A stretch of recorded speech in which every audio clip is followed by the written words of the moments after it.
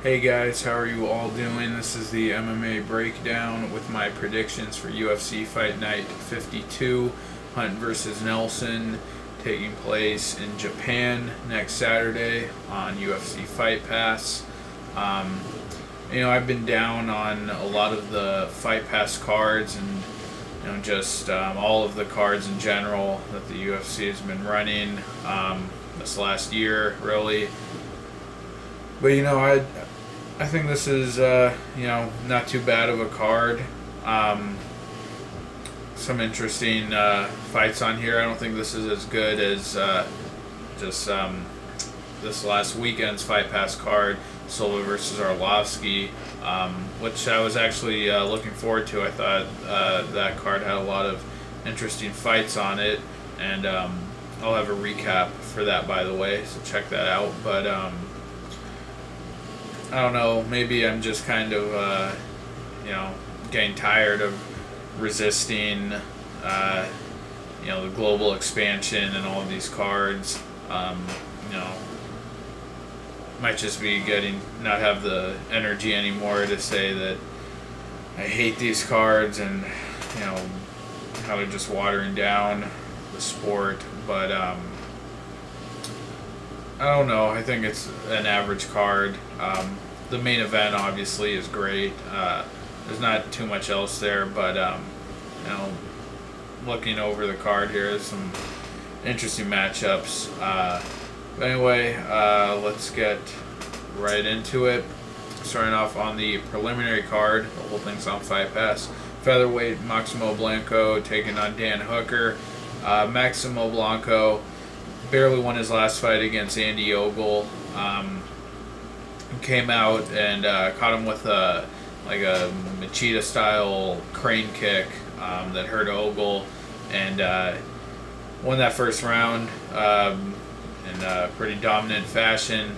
And then I believe Ogle, I scored the second round for him, and the third round Blanco was able to win that round and win the fight. But Maximo Blanco, I just don't see him as a good fighter in the UFC. He hasn't impressed me at all. The only win he's had in the UFC is over Sam Sicilia, who I think is a very low-level fighter in the UFC. Has losses to Marcus Brimage, Akira Corsani, Felipe Orantes. And that Orantes fight was fairly close, but he just hasn't done anything to really garner any kind of respect or any kind of recognition as a high level fighter. Dan Hooker, he was on the Australia Fight Pass card, or New Zealand, back in June. And I actually remember his fight pretty well. It was one that really stuck out to me. I didn't really like that card. That was one of the ones I really hated. But I remember his fight very vividly. He took on Ian Entwistle, who dove on a heel hook in that fight and just refused to let go. And in a 50-50 guard position, Hooker just rained down a bunch of elbows on him and elbowed him to death. That was all in the first round. So, I don't really know what that says about Hooker. I think that was probably just Ian Entwistle not being a very intelligent fighter. But I'm interested to see more of him. So, I like this matchup. Tough one to pick, I guess. I think the logical pick would be Blanco, the UFC experience. And, I think he's shown a bit of skill on the feet and obviously has some wrestling skill, although, he just doesn't show up all the time. Andy Ogle out-grappled him, I think, in that fight. I could not be remembering that correctly, but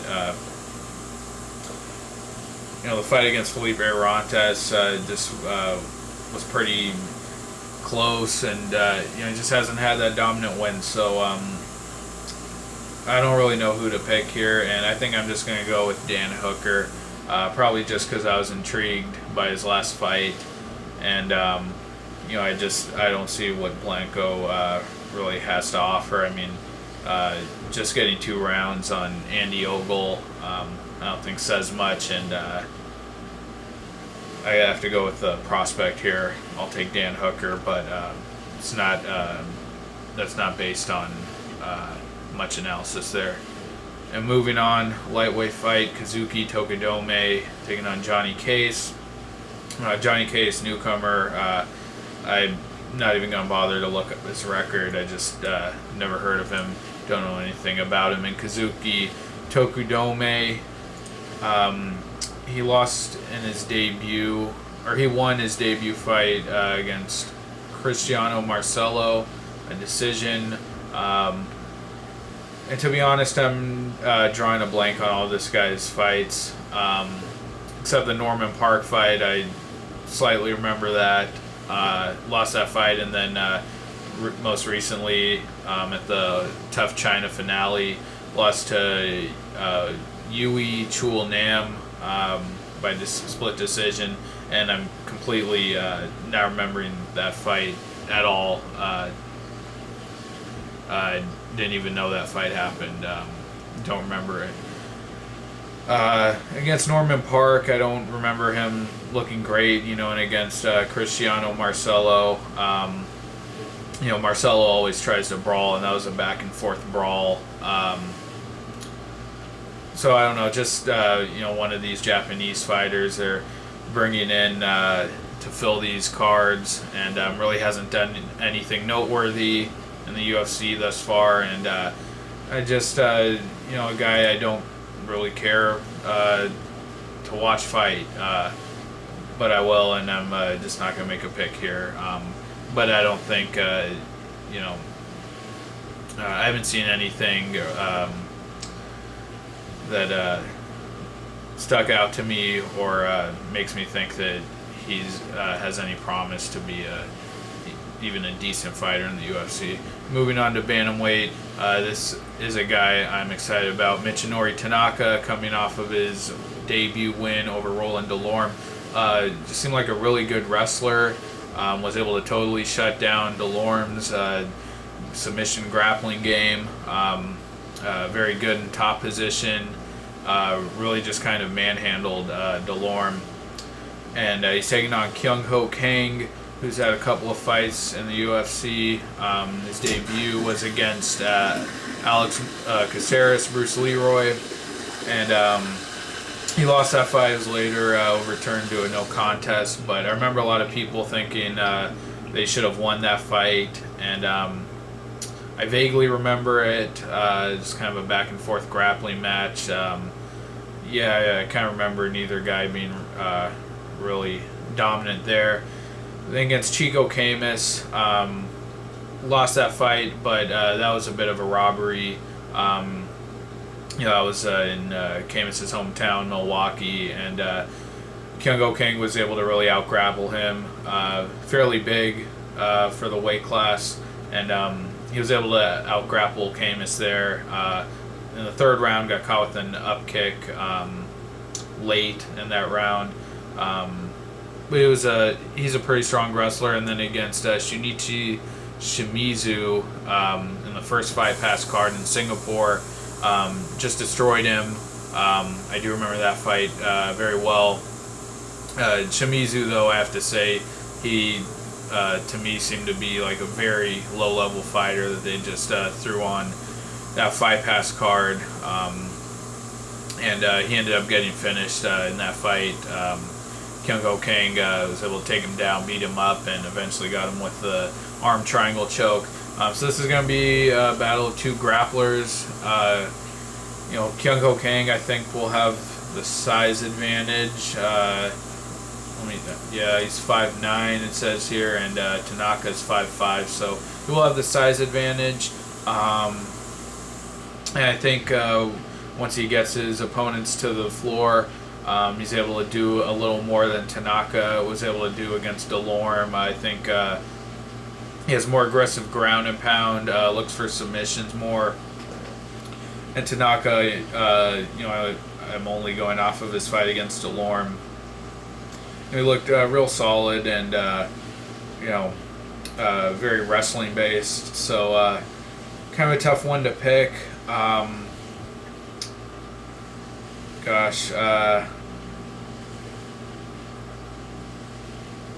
going to go with Kang. Just seeing a little bit more of him, and he's had a finish in the UFC, and I think that size advantage is going to help him. But should be a pretty evenly contested wrestling match. Welterweight, Hyun-Gyu, the Ace Lim, taking on Takanori Sato. This is an easy one for me to pick. I got to go with Hyun-Gyu Lim. He looked great against Pascal Kraus, knocking him out with a knee. I believe it was just a standing knee, not even a flying knee, and not even with the clinch. He just threw a standing knee and knocked out Pascal Kraus. In his debut, took on Marcelo Guimarães, who I think is another really low-level UFC fighter, and knocked him out. That was a flying knee, I believe.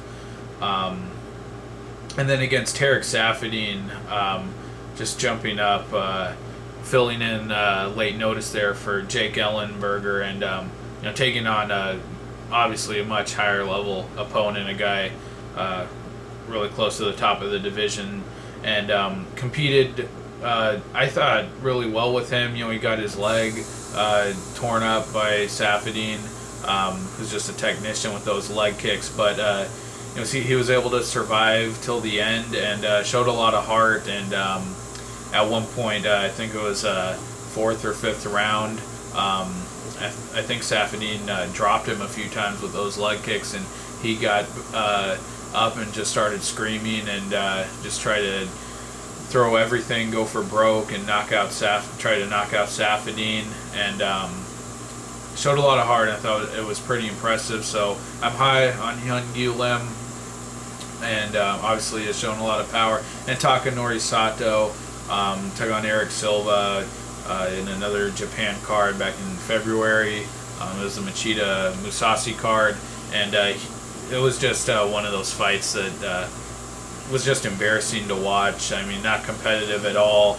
I remember he dove on Silva's leg, trying to search for a takedown, and Silva hit him. He did this weird kind of kick with his back leg. Yeah, whatever. I'm not gonna. I can't describe it well, but Silva wrecked him real easily. I gotta go with Hyun-Gyu Lim. I think he's gonna get another knockout here. Look for him to be really impressive. Moving on to featherweight, Katsunori Kikuno taking on Sam Sicilia. Fairly interesting matchup. Although Sam Sicilia, I just really don't understand why he's in the UFC. I mean, he veteran of Tough 15, and on the show, he was a slugger. Got a really quick knockout in his fight to get into the house. Then lost his fight to I think his name was Chris Saunders. But since coming into the UFC, just has not been impressive at all. I mean, he's got a couple of wins. His most impressive win was against Godofredo Castro Pepe, and he actually looked good there. I mean, he took Pepe down, actually used wrestling and just smashed him. But other than that, the guy's just not good. His striking is just not good, and it's not effective. He's a slugger who doesn't land, a lot of his shots. Honey Jason, just with technical striking, knocked him out with a real short punch. I think it was a jab. Maximo Blanco was able to out-wrestle him and outstrike him from range. And Cole Miller, just showed that Sam Sicilia is very limited with his skill set. And his last fight against newcomer Aaron Phillips, I thought he barely won that fight. I thought it could have. I thought it was razor close. I thought it could have gone. The decision could have gone to Phillips. Really relied on his wrestling there to get some takedowns, but Phillips was able to reverse position a few times, and on the feet, Phillips landed a good knee to the body that seemed to hurt him. So Sicilia, I just don't really understand what he's doing here. It's not like his fights are that exciting. I mean, that Phillips fight was pretty boring, and he just doesn't really have a complete game.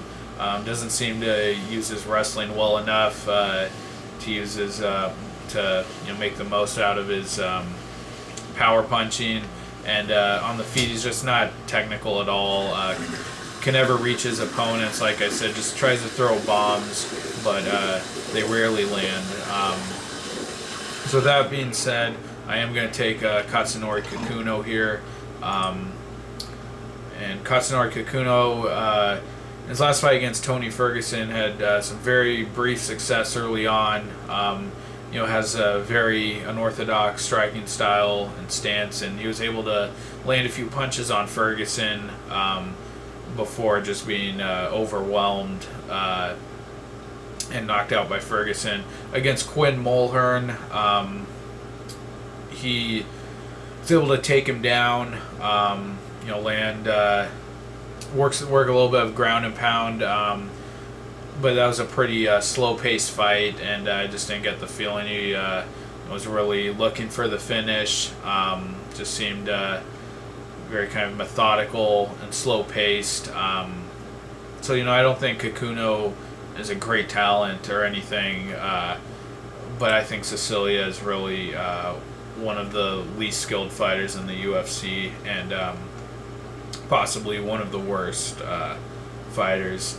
So I'm taking Katsunori Kikuno. I think that unorthodox striking will really give Sicilia problems. I think Kikuno is going to be able to set some stuff up from odd angles and catch Sicilia with something he doesn't see coming.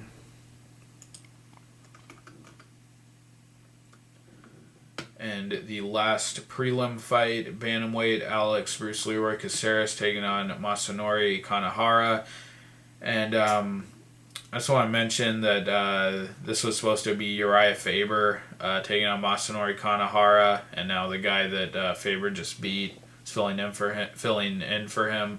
But that matchmaking, I think, is pretty terrible. Why are you putting Faber on a Fight Pass card? I mean, I didn't think he looked that great against Caceres in his last fight. I actually think he looked, like there was a big drop off there from the guy who beat Michael McDonald. I think Faber really, that was the fight where his age really started to show.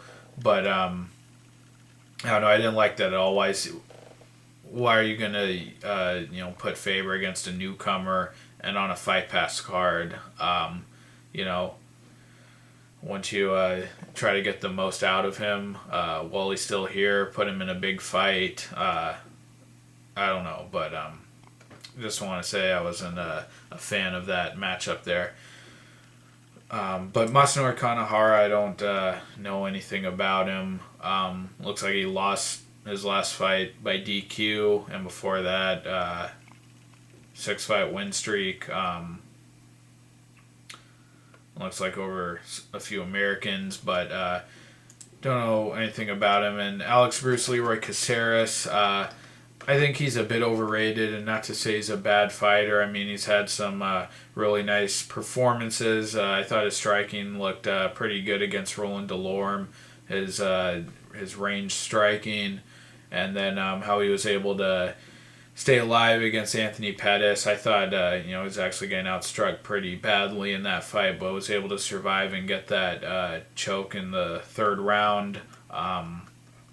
He has some promise, but I still think he's really green. And I don't know why they keep featuring this guy on Japan cards for a long time. He fought Kyung-Ho Kang, Matanobu Tezuka, and I thought he fought. Well, no, I guess not. But sometimes against both those guys, he didn't look that great in those fights. I don't think his wrestling is that great, although he is a good scrambler. I think it was the Kyung Ho Kang fight. A lot of people thought that he lost that fight. Just doesn't seem to be really that dominant against, some other guys who are just coming into the UFC.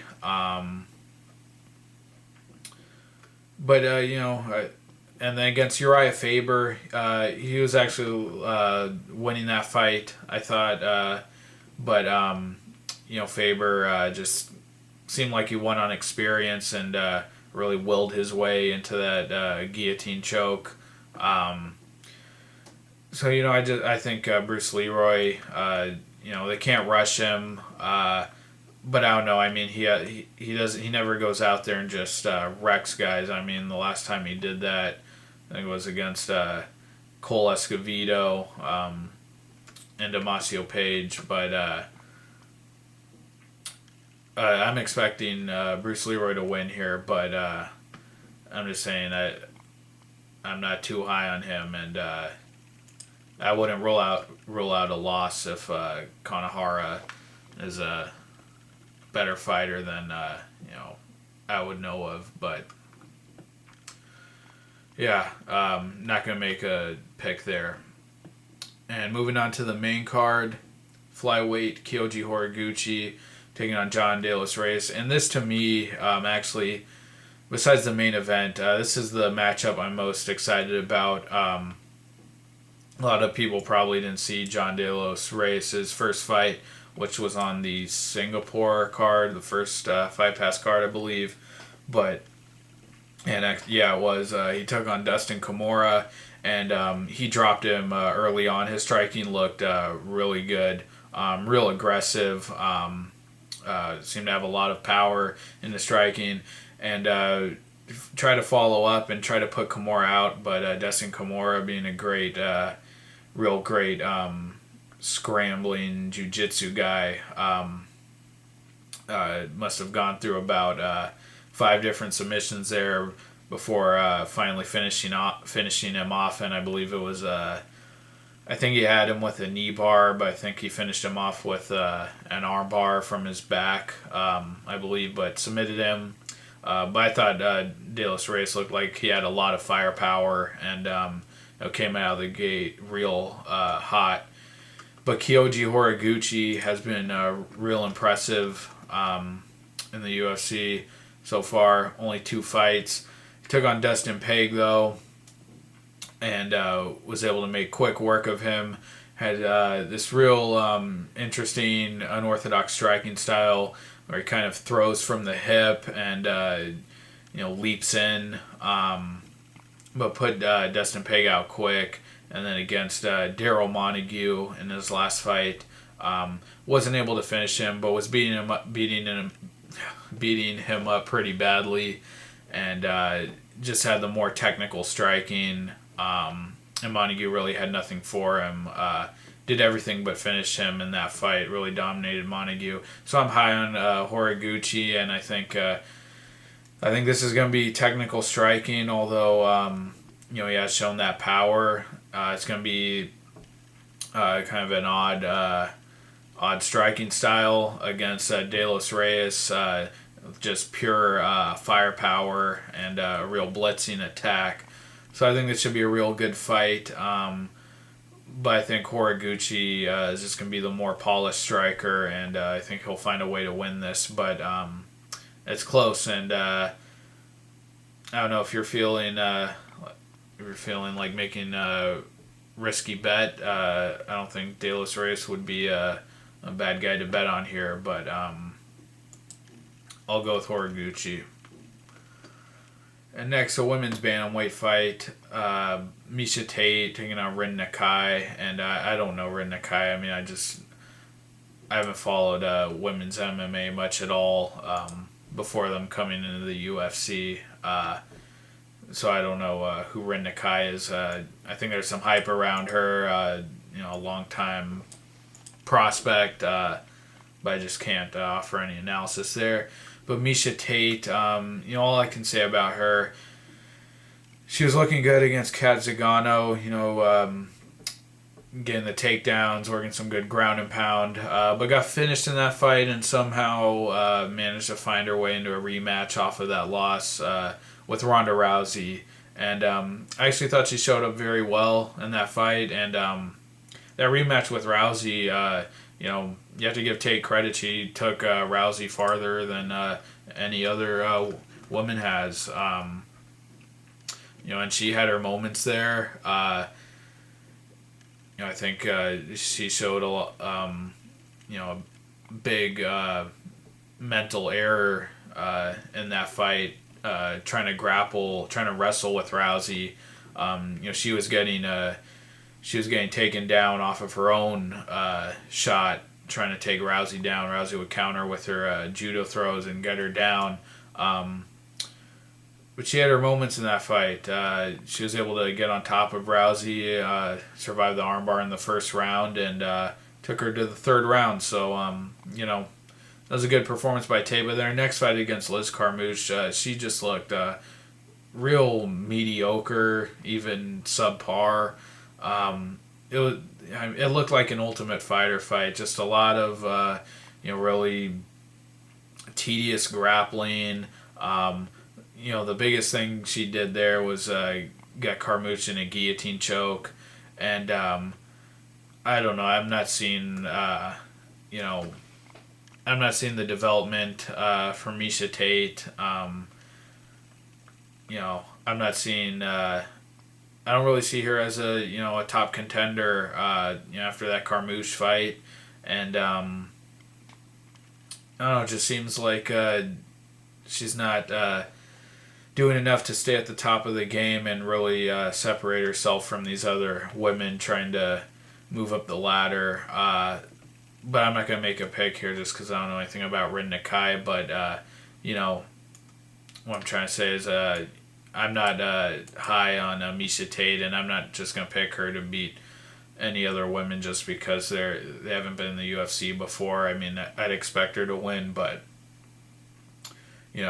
I think she's getting near the end. And next up at welterweight, Yoshihiro Sexyama Akiyama making his long overdue return to the UFC, taking on Amir Sadollah, who also has just seemed to have come out of nowhere. I mean, was this guy cut? No, he wasn't cut, but the last time he fought was in May of 2012. Wow. Sorry, September of 2012. But, 2 years. And I don't know, I have no idea why he was out. This is another kind of interesting matchup, and I think the perfect return fight for both guys. Akiyama, kind of an inconsistent guy.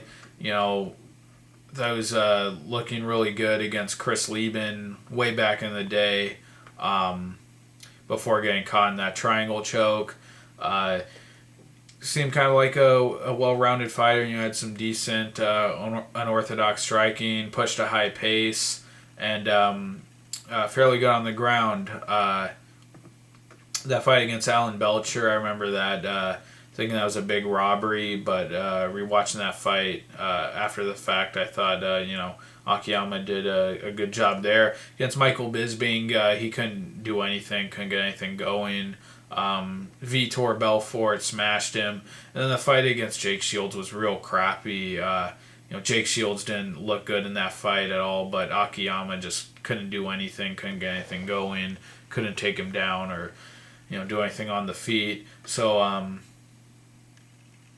guess after reviewing his last couple of fights there. And Akiyama hasn't fought since February of 2012, so about he's been out for 6 months longer than Sadollah,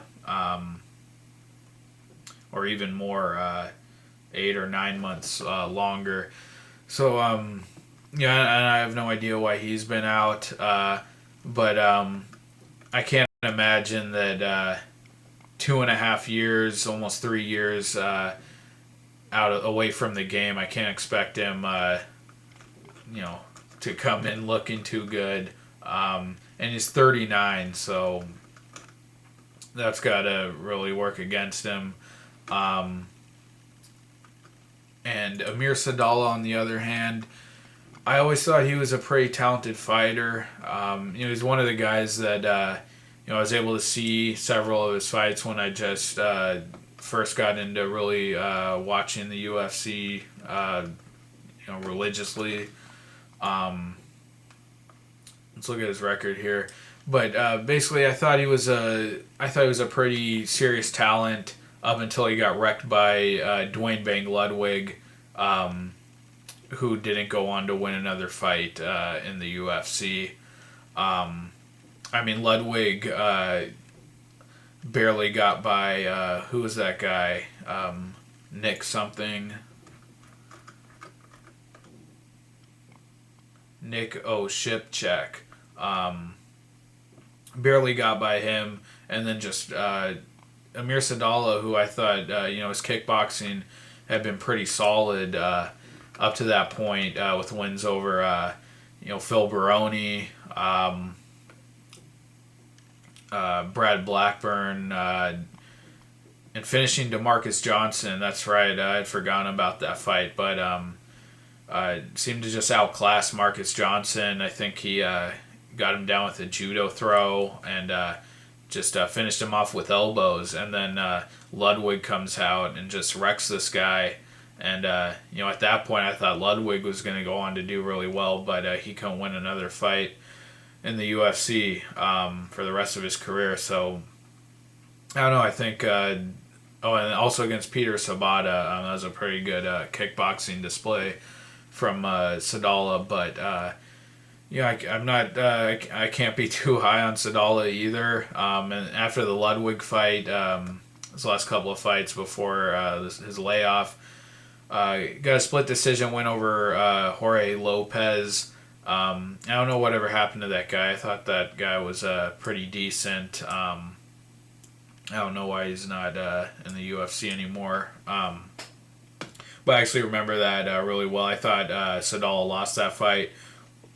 Basically got pressed up against the fence the whole fight, and Lopez was working for the takedowns, and never really got it, and Sadollah didn't do much but defensive striking, and got away with the decision. So I thought he lost that fight too. And then against Dan Hardy, lost that fight, got outstruck pretty convincingly against Dan Hardy. So two guys who weren't that good before their layoffs coming back meeting each other. I got to go with Sadollah, though. I mean, he's got to be a lot younger. Not that much younger, actually, 34, 5 years younger than Akiyama, but I don't know. I think... I don't know. It'll be an interesting fight. Assuming Akiyama just doesn't completely fall victim to ring rust. I think he could mix it up with his wrestling and his takedowns more. I think he might have more power, but I think Sadollah will outlast him with cardio and just better kickboxing. So I'll take Sadollah.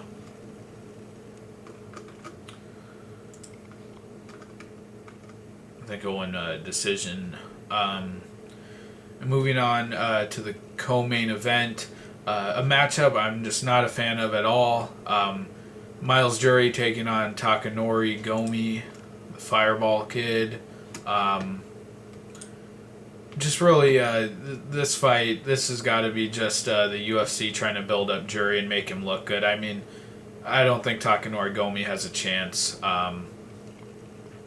And Miles Jury, I don't really understand why he's ranked in the top 10. I really don't. He had a great win over Michael Johnson, who, maybe that's it. He had a great win over Michael Johnson, where he just out-grappled and out-wrestled him. He made Johnson look really bad in that fight. And then had a real nice knockout over Ramsey Nijam.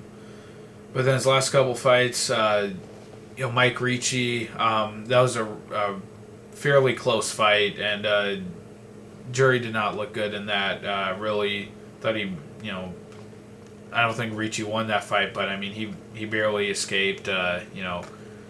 Looking like the more skilled fighter, and then he totally shut down Sanchez's game. But I mean Sanchez to me should not be ranked anywhere near the top 10 for the last couple of years. So dominating Sanchez and not in a particularly violent way at all. I don't really see why he's in the top 10 just with wins over Nijam and Michael Johnson. And I'll admit Michael Johnson is creeping up into the top 10 there, but Miles Jury, I think he has some other guys to take on before he really solidifies himself as a top 10 guy. But I have to go with Jury here. I mean, in that Diego Sanchez fight, I mean he looked like GSP, the second coming of GSP. As far as his striking goes, I mean, being as technical as he was and just completely shutting down Diego Sanchez without really ever opening up or chasing the finish.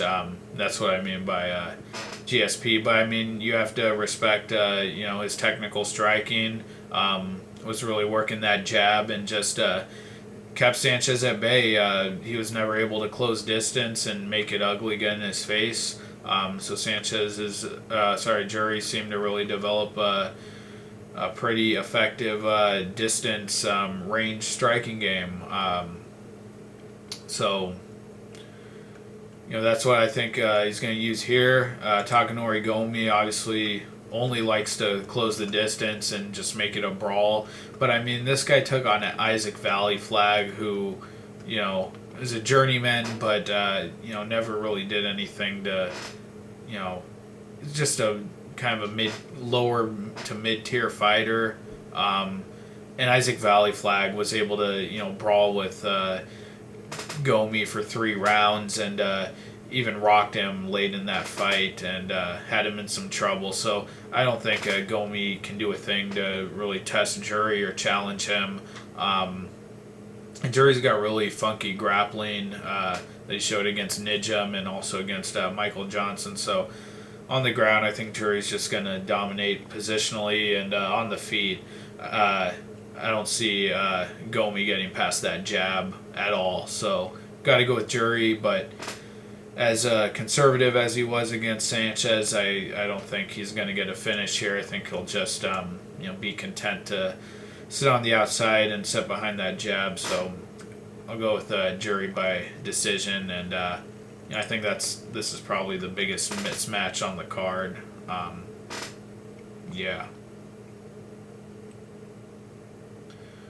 And you know what? It looks like I skipped a fight.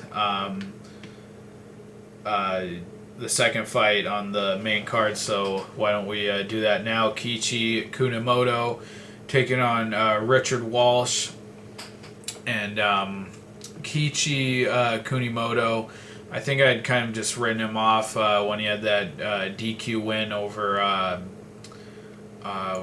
Luis Dutra, where he got elbowed in the back of the head. That was on the Singapore Fight Pass card, and I guess I just forgotten about Kichi Kunimoto and just never thought I'd have to really take notice of him again. But then his last fight came out and just really ran through Daniel Sarafian, took his back and submitted him, and I don't know how much of that was Sarafian making his debut at welterweight, the weight cut, but Kunimoto looked real solid there.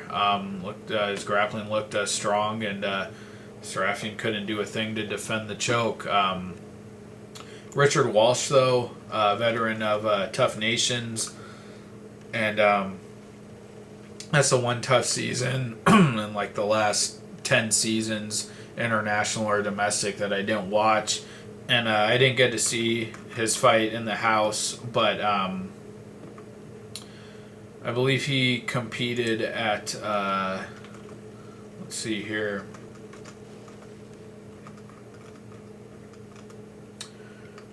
Richard Walsh, he competed at welterweight. And he lost to Matthew Desroches. I didn't see that fight. I'm sorry, he won that fight, and then he got submitted by Olivier Aubin Mercier.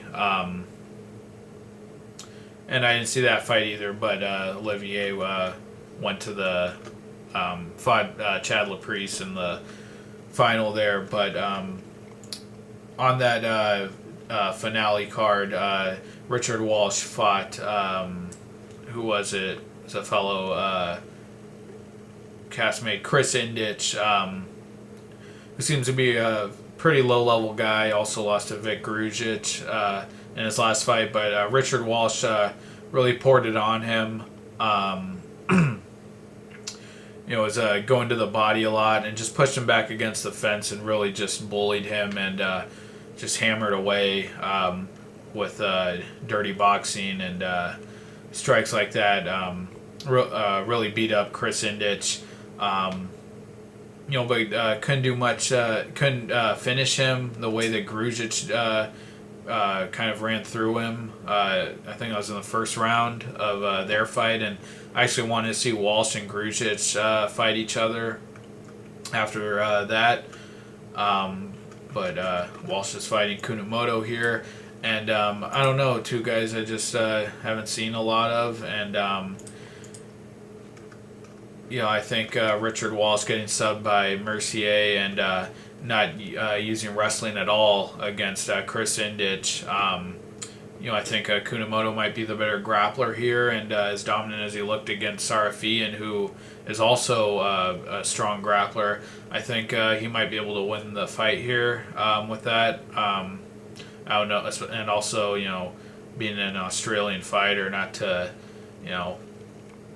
offend the Australians or anything, but their grappling hasn't been the best. I think Kunimoto will be stronger there, but on the feet, I just don't know. I mean, I think Walsh, if he pushes the pace and has that aggression, I think he could do well, but tough fight, but I'm going to go with Kunimoto. I think he gets it done on the ground, maybe subs him.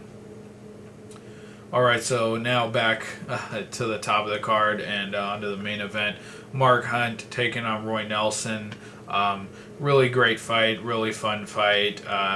Has that pride feel, I guess, especially taking place in Japan. Fun heavyweight fight, but two elite heavyweights, so that's always fun. There's been an influx of a lot of newcomers at heavyweight over the last couple months in the UFC, and just a lot of guys, Anthony Hamilton, Ruslan Magomedov, guys like that I just feel, we don't need to be watching them because they're never going to, get to the top. But this here, an elite heavyweight fight, Mark Hunt and Roy Nelson. An interesting fight. I'm not real sure who to pick here. But really, for me, I think this comes down to Mark Hunt. Obviously, both guys having big power. I think Mark Hunt has the better kickboxing. I think he can set up his strikes better. The way he took out Czech Congo real patiently. was kind of picking his shots real well and picking his moments to explode. I think Mark Hunt is a better technical kickboxer, but I think he is just a little too immobile. I think his age shows a little bit more in his immobility and his cardio issues. I think Mark Hunt will be the first to gas of the two. And Roy Nelson is not immobile. You know, he can move around. Obviously, you know, when he fought Cormier and Stipe Miocic, I guess, you know, you could argue that Nelson was the flat-footed guy. But in his fight against Big Nog, just was a quicker guy, had better footwork, was able to move around the cage and get that knockout pretty easily. You know, Nelson had the knockout win over Mitrione, who has developed into a really, I think, a really talented striker now. And, you know, Roy Nelson is putting a lot more fights in the UFC since The Ultimate Fighter. And Mark Hunt, great chin, but you saw against Bigfoot Silva, you know, while he definitely had his moments there, he got dropped a couple times there too, and you know, Bigfoot almost ended the fight a couple times. You know, real fun fight. You know, even against Dos Santos, you know, Mark Hunt was just kind of sitting back, eating a bunch of shots, and didn't get knocked out till the end there. But Nelson, I just think, is going to be the more active striker. Again, I think he can, you know, move around the cage more. I think that'll really help him. And, you know, I don't think either of these guys are going to look to take it to the ground, but should be a real fun fight, and no way this goes to decision at all. Yeah, just Mark Hunt's been put out in the UFC by Dos Santos. Roy Nelson hasn't even seemed to really been dropped or hurt too badly ever in the UFC. I mean, he was knocked out by Arlovsky, but I got to go with Roy Nelson. I think he's just going to be able to be more mobile and you know, use some angles better. I think he'll be a little more explosive, and I think over a couple rounds he's going to wear down Mark Hunt and you know, land a big punch and put him out. I'd say maybe a third round knockout for Roy Nelson. That's my pick. All right, guys. There's a lot of fights we just ran through.